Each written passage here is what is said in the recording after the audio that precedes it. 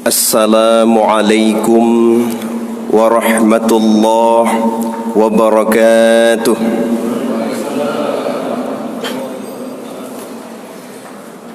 Alhamdulillah alladzi khalaqal hayata wal mamat. Ashhadu an la ilaha illallah wahdahu la syarika lah.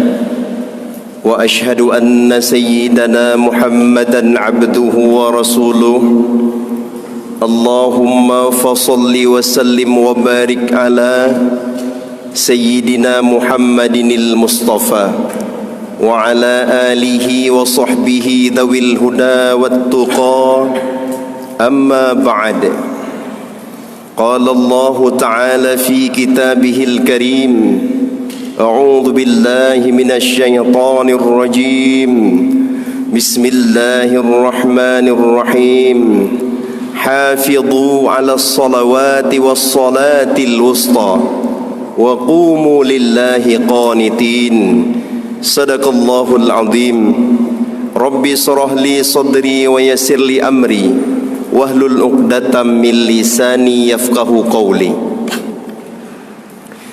Lantunan puji dan syukur marilah selalu kita persembahkan kehadirat Allah Subhanahu wa taala yang tidak pernah bosan-bosan neberi nikmat dan rahmat kepada kita, baik nikmat iman, nikmat Islam serta beribu-ribu nikmat yang lain.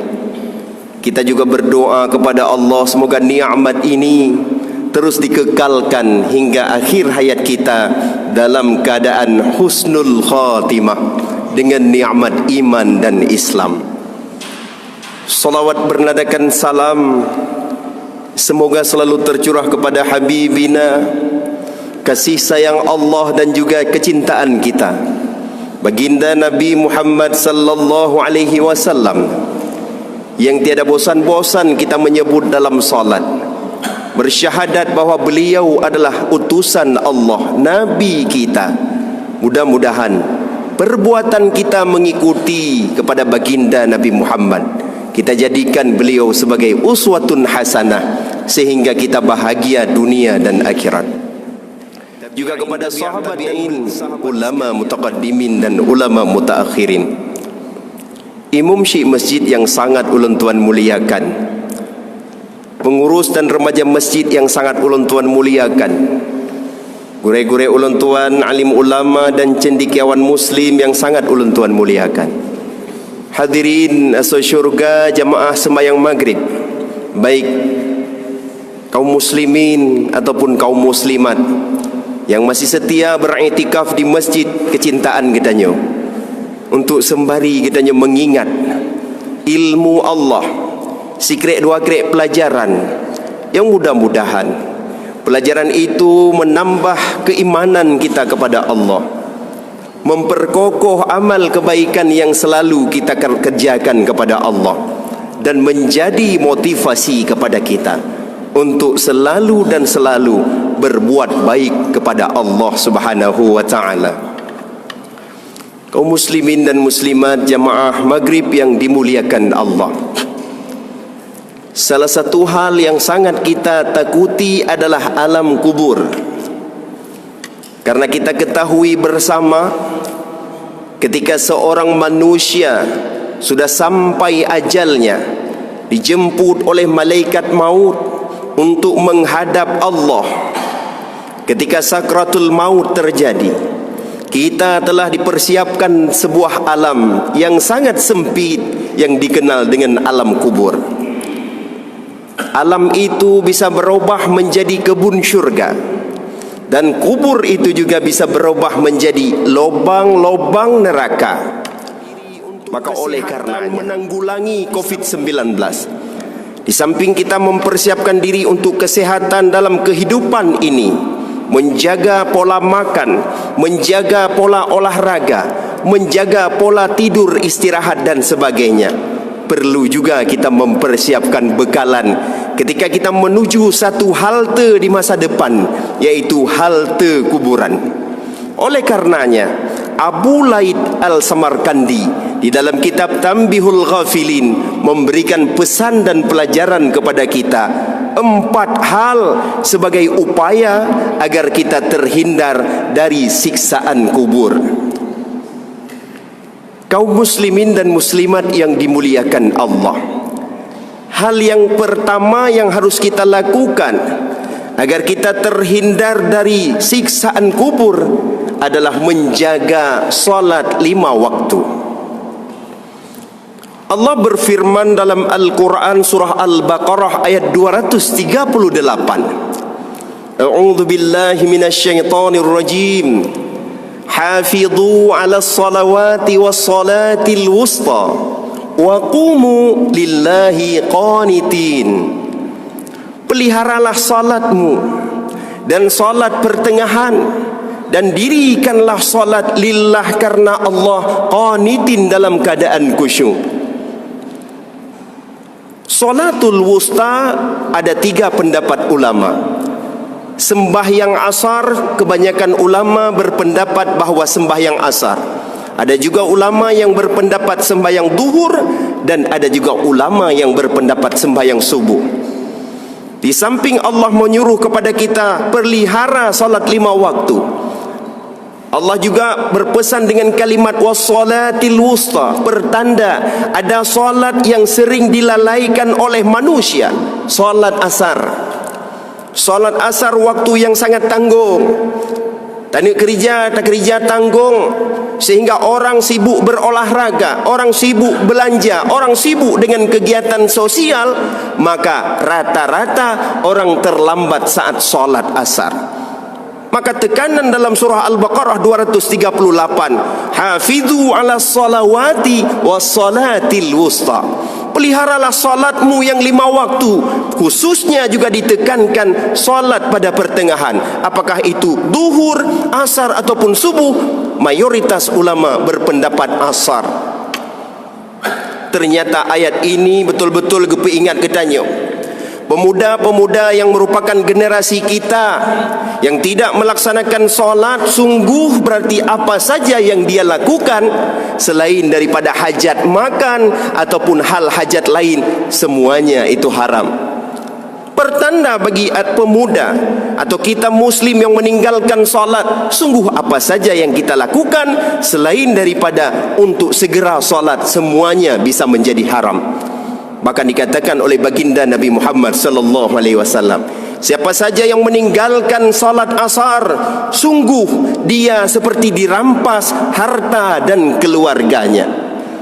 Sidra orang yang hana ke sembahyang asa, anak muda yang hana sembahyang asa sibuk olahraga, ibu-ibu yang hana ke sembahyang asa sibuk belanja, kita juga tidak salat asar dengan mencapai berbagai macam aktivitas. Dikatakan oleh baginda Rasulullah bagaikan harta dan keluarga dirampas. Lu rasa menyopromoh di Johigop sedih tu, sibuk tu. Bedaan bak polisi bak mahkamah tajak. Menyoana di Juli Igop sibuk tu luar biasa. Kalau seandainya harta kita dirampok, dicuri, mencuri biuk mentang luar biasa. Akan tetapi begitulah kalau kita meninggalkan salat asar. Generasi-generasi yang mudah meninggalkan salat asar, ibaratnya dia telah dirampas harta dan keluarga. Maka begitu pentingnya memelihara salat. Kita tekankan kepada diri kita untuk tidak ada lain yang perlu kita fikirkan selain daripada menjaga waktu salat 5 waktu. InsyaAllah dengan demikian terhindar daripada azab kubur. Adapun yang kedua, yang mungkin menjadi pelindung kita dalam alam kubur terhindar daripada siksa, tentu bersedekah. Sedekah memang benar-benar menjadi pelindung dalam alam kubur. Sebagai bukti dalam ayat Al-Quran, ya ayyuhalladzina amanu la tulhikum amwalukum wala auladukum an dzikrillah. Hai orang-orang yang beriman, jangan kamu disibukkan oleh harta atau oleh keluarga ataupun anak-anakmu. Wa anfiqu mimma razaqnakum min qabli ay ya'tiya ahdakumul maut. Allah memerintahkan kepada kita, infaklah, bersedekahlah, wakaflah mimma razaqnakum, dari apa yang telah direzekikan oleh Allah. min qabli ayyatiya ahadakumul maut. Allah menggarisbawahi sebelum maut menjemput kita. Kenapa Allah menekankan min qabli ayyatiya ahadakumul maut? Karena Allah juga ingin menggambarkan fayaqula rabbi laula akhartani ila ajalin qarib fa asaddaka wa akum minas salihin. Allah ingin menekankan, andai suatu saat engkau berada dalam alam kubur, engkau meminta kepadaku, ya Allah, laula akhartani ila ajalin qarib, berikan sedikit umurku ya Allah, hidupkan kembali aku sesaat saja, fa asaddaka wa akum minas salihin. Aku akan bersedekah semua harta yang telah aku simpan, semua tanah yang telah aku simpan, semua uang yang telah aku simpan, akan aku manfaatkan kepada seluruh umat, kebijakan umat dan semuanya. Wa akum minas salihin, dan aku akan menjadi orang yang salih. Kalimat pertama yang Allah gambarkan, fa asaddaka, bersedekah. Dapat kita ambil pelajaran, dapat kita fahami bahwasanya mayat yang berada dalam alam kubur menyesal ketika dia sudah berada dalam alam kubur. Ingin rasanya dia mohon kepada Allah, hidupkan aku ya Allah. Aku tahu ternyata yang aku rencanakan dulu semuanya tiada bermakna. Aku menyiapkan segala sesuatu dalam kapasitas yang banyak, aku mencari nafkah dalam kapasitas yang banyak. Ternyata anakku tidak bisa bersedekah, istriku tidak mau mewakafkan sedikit hartaku, dan para ahli waris pun tidak mau mendoakan aku. Ingin rasanya mayat minta kepada Allah hanya untuk bersedekah dan untuk menjadi orang yang salih. Kalimat pertama yang diminta oleh mayat tersebut, ingin bersedekah. Kalau demikian, bisalah sedikit kita bayangkan bagaimana pentingnya sedekah terhadap alam kubur. Artinya ingin tidak dapat siksaan, tentu perbanyak sedekah. Ikhlas sedekah, istiqamah bersedekah. Bukan nilai yang tinggi yang dinilai oleh Allah, ikhlas yang dinilai, bukan nilai tinggi yang dinilai oleh Allah, istiqamah bersedekah. Maka saya selaku pribadi sangat bangga melihat masjid ini, melihat jamaahnya yang rutin bersedekah untuk buka puasa, rutin bersedekah setiap Jumat, rutin untuk kegiatan sosial. Ini merupakan contoh tauladan yang harus diambil oleh umat-umat di luar sana, oleh orang lain, untuk mendapatkan keringanan saat kita berada dalam alam kubur. Kita bisa juga memperhatikan, begitu kita bersedekah di dunia, langsung Allah berikan ganjaran atau balasan. Di akhirat juga Allah tetapkan balasan. Begitu bersedekah, hancur semua dosa, Allah hapus semua dosa kita. Dan yang paling penting seperti tadi, modal ketika kita berada dalam alam kubur, salah satunya juga sedekah. Yang ketiga, yang menjadikan kita terhindar dari azab kubur adalah memperbanyak membaca Al-Quran. Sedang tenar kalau kita membuka YouTube, Syekh Ali Jabir mengungkapkan ceritanya, di mana ada seorang wanita melapor kepada Syekh Ali Jabir, ya Syekh, 3 hari yang lalu ketika saya menguburkan ibunda saya, tangan saya tidak terhenti dengan harumnya. Ketika saya berfikir di kubur bahwa ada di antara jamaah yang membawa parfum, ternyata tidak. Sesampainya kami memegang tanah dan memberikan tanah untuk dikuburkan ibunda kami, sampai saya ke rumah 3 hari 3 malam, tangan saya masih terasa harum, harum luar biasa. Apa yang terjadi dengan ibunda saya? Apa kelebihan ibunda saya ya Syekh? Syekh menjawab, adakah amalan yang dilakukan oleh ibumu? Saya rasa tidak ada Syekh, tetapi ada satu amalan yang dilakukan oleh ibunda saya. Ibunda saya belum tidur sebelum membacakan surah Al-Muluk. Ibunda saya belum tidur sebelum membacakan surah Al-Muluk, surah Tabarakalladzi Ternyata surat Al-Muluk cukup banyak ahli sufi yang telah menafsirkan dalam mimpinya. Cukup banyak para ulama yang telah melihat keajaibannya. Bahkan Syekh Ali Jabir sendiri saat tertidur beliau, setelah membaca bismillah dan salawat dan beliau tertidur, di dalam mimpinya beliau berada dalam alam kubur. Saking sepitnya kubur, saking gelapnya kubur membuat dia ketakutan. Akhirnya dia melihat satu cahaya yang datang. Kemudian dia bertanya kepada cahaya tersebut, "Wahai cahaya, siapakah engkau yang menghiasi kuburku pada hari ini?" Dia menjawab, "Akulah surah Al-Muluk yang engkau bacakan." Terbangun Syekh Ali Jabir, wuduk kembali, membacakan surah Al-Muluk. Baru Syekh Ali Jabir tidur kembali.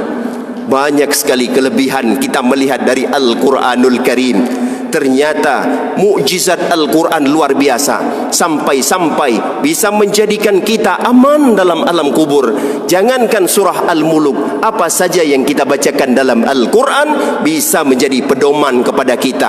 Di dunia didampingi oleh Al-Quran, alam kubur didampingi oleh Al-Quran, hari kebangkitan, kemudian di padang mahsyar, sampai kepada hisab Allah, titi siratal mustaqim, sampai kita ke dalam syurga. Al-Quran selalu menemani kita. Haniminah Al-Quran yang kehnyan yang paling setia lam syurga jid kengen getanyo adalah Al-Quran. Menyomenan, marilah sama-sama kita budayakan kepada ananda-ananda kita Al-Quran. Diawali dengan pembiasaan pada adat, pembiasaan pada motivasi, pembiasaan pada perlombaan-perlombaan yang sungguh sangat minim. Perlombaan-perlombaan Al-Quran tidak harus kita menerapkan kepada pemerintah, tidak harus kita siapkan kepada pemerintah. Kita sendiri harus menjadi motivasi di rumah sebagai pendidik, sebagai ayah dan ibu yang mendidik anak. Tak ladum yo ranking sa anu yo kan tengen baru, HP baru, Honda baru pula. Tapi begitu anu juara sa MTQ 50,000 lah amplop ke anu, 50,000 lah amplop ke anu, maka anu akan habis-habis ranking ilmu ikula. Tapi ketika kita memberikan motivasi, nak, bila dalam 3 bulan ini khatam Al-Quran, ada hadiah dari Abi. Bila 3 bulan nanti kamu khatam Al-Quran dengan tajwid yang benar, ada hadiah dari Abi. Sehingga menjadi satu adat, menjadi kebiasaan. Walhasil anak kita akan termotivasi dengan Al-Quran. Kita sendiri perhatikan, orang yang membaca Al-Quran, penyakit-penyakit yang ada dalam tubuhnya berhenti beroperasi, berhenti bereaksi. Orang yang membaca Al-Quran, saraf-sarafnya yang kurang sehat kembali sehat.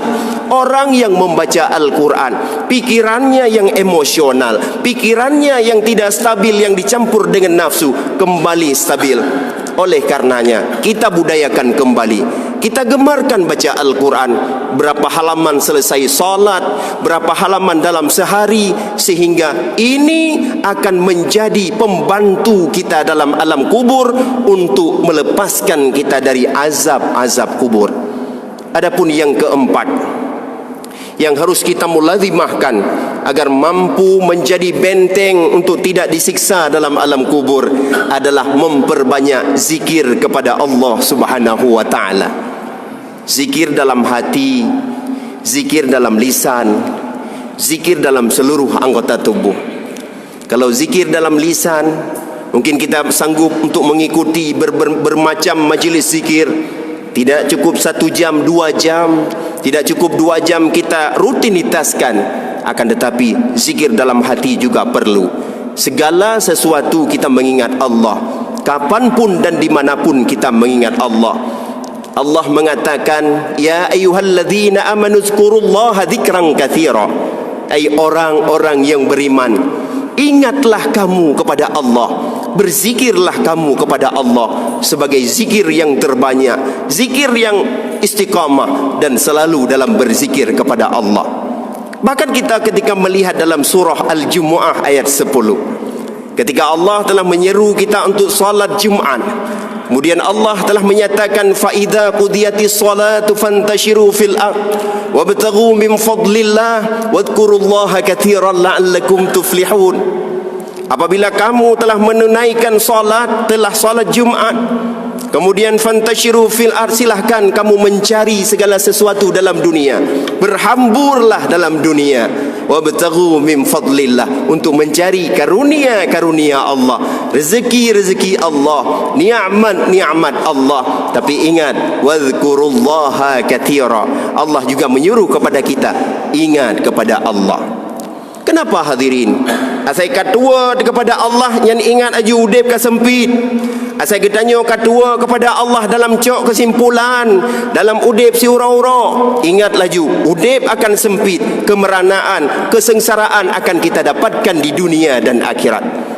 Allah mengatakan dalam Quran surat Taha, "Wa man a'rada an dzikri fa inna lahu ma'isyatan dhanka wa nahsyuruhu yaumal qiyamati a'ma."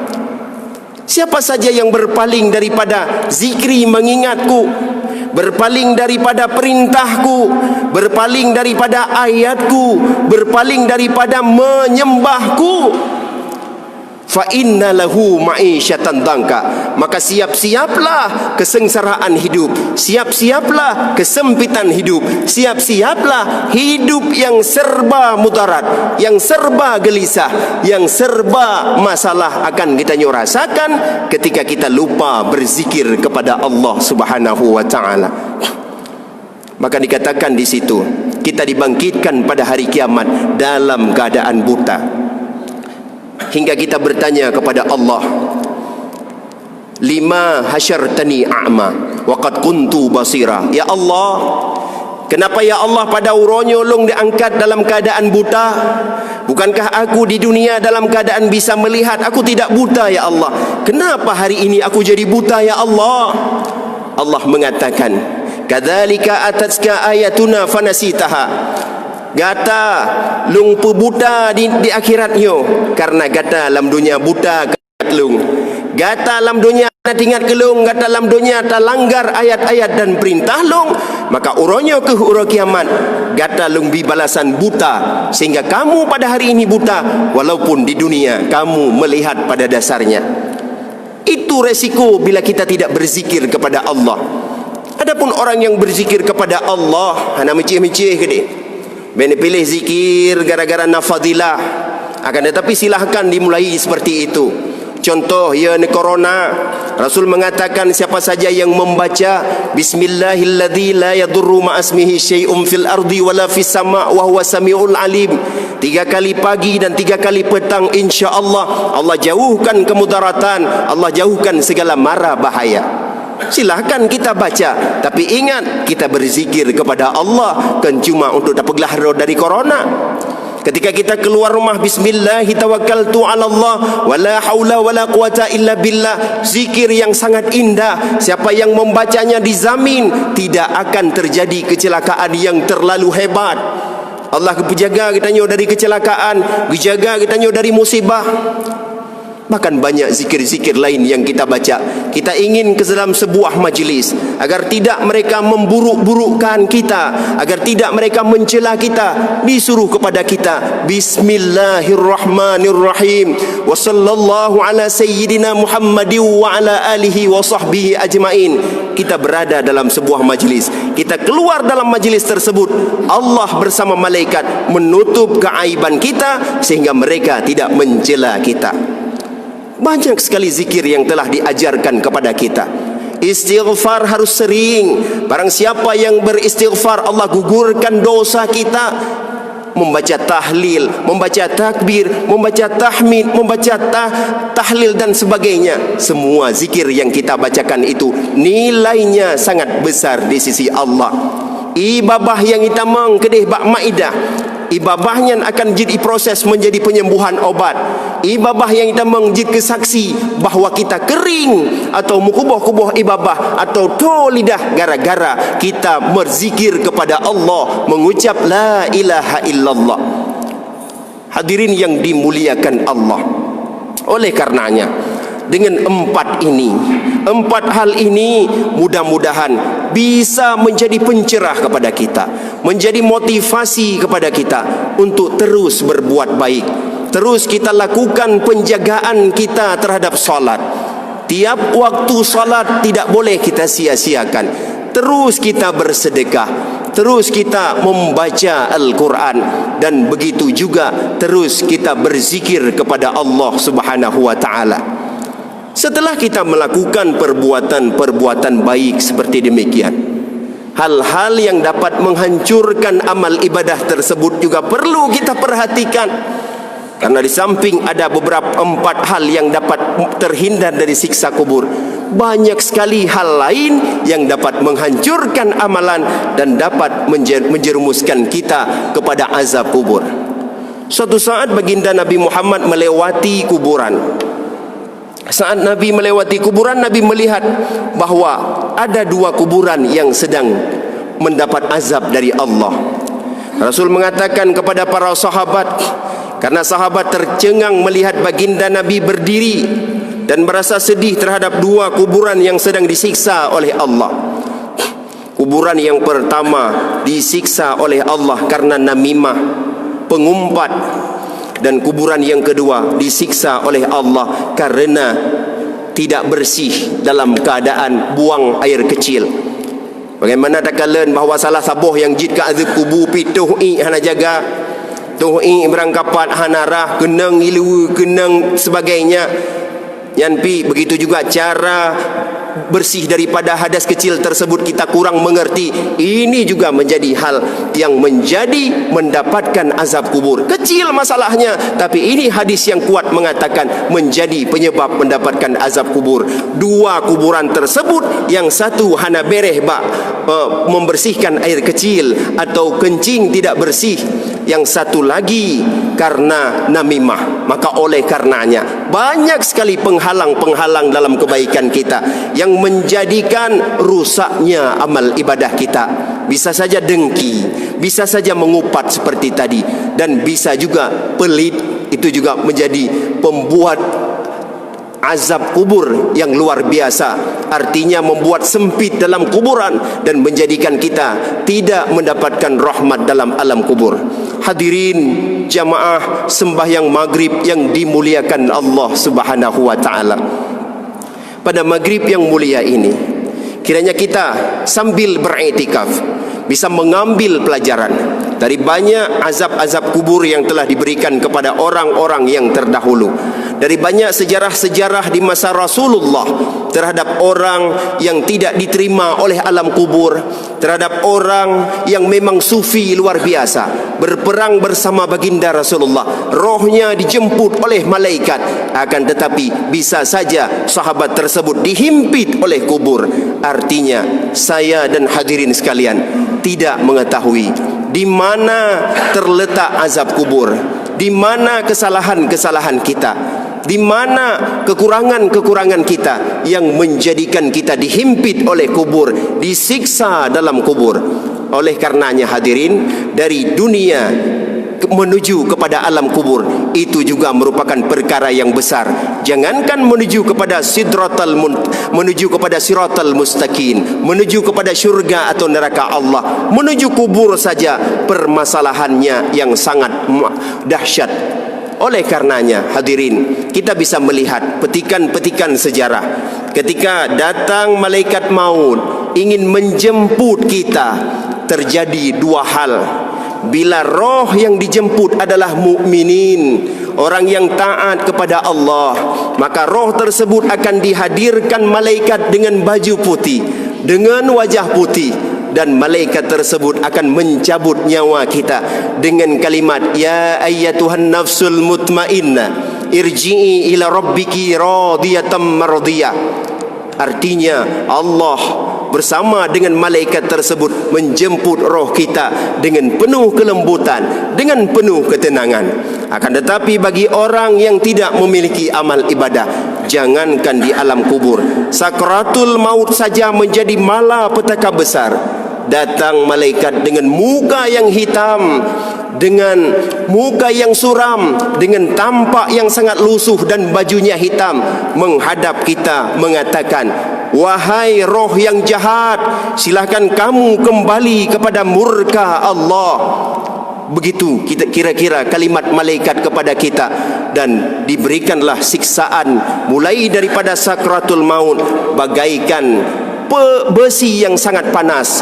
Kita letakkan pada bulu ataupun pada tubuh yang berbulu. Begitu sakitnya saat sakratul maut bagi orang-orang yang munafik, bagi orang-orang yang tidak beriman, bagi orang-orang yang su'ul khatimah.